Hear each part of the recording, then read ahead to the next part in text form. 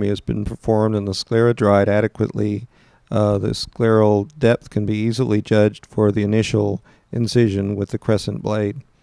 Perpendicular to the sclera initially, the blade is then dropped to their parallel to the scleral wall, and a single point is chosen to make the initial tunnel.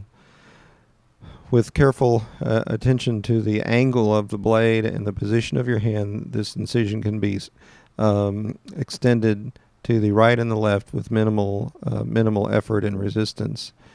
7.5 millimeters on its outermost extent and 8 to 8.5 millimeters internally. The tunnel is kept in the same plane, with the inner part of the tunnel being connecting the 2 points on both sides of the cornea. Paracentesis is then made to give access in the case of needing additional support during the procedure, and the keratome is used to enter the anterior chamber at the anteriormost extent of the tunnel. Note this is well into the clear cornea, approximately 1.5 millimeters anterior to the limbus. With care, minimal loss of aqueous, and the chamber remains well formed even during this maneuver. The cystotome is used on viscoelastic to form the anterior chamber and begin the capsulotomy. The can opener capsulotomy I found to be adequate in most cases, and in fact preferred in many cases, because of the density of the nucleus, the propensity for zonular conditions with instability of the lens, and the importance of having a relatively large capsulotomy, at least 8 to 8.5 millimeters. Continuous curvilinear capsulorhexis is certainly appropriate, but to make that large a capsulotomy may be difficult.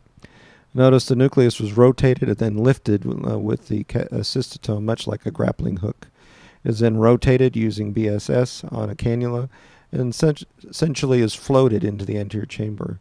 Lens loop then is simply used as a glide underneath the nucleus with some pressure on the posterior lip and additional pressure then to remove residual cortex. This maneuver can be efficiently done. Clear corneas are very typical day one post-op.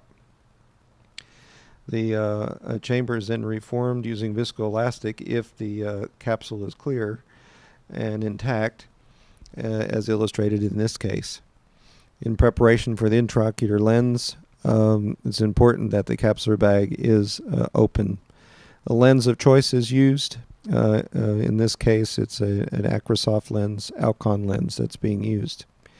The lens is positioned into the bag inferiorly, and will then be rotated in the usual fashion into the capsular bag for the superior haptic as well.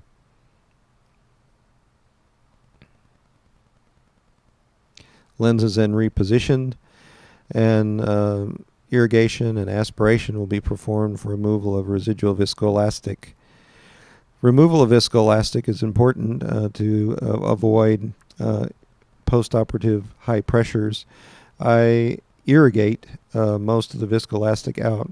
Notice the tapping on the lens, which is used to remove residual viscoelastic hiding behind the lens.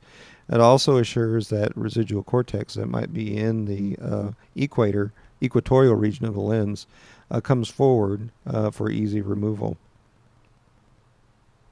You can see in this case that the lens is now well positioned, and BSS will be used on a 27 gauge cannula to reform the anterior chamber.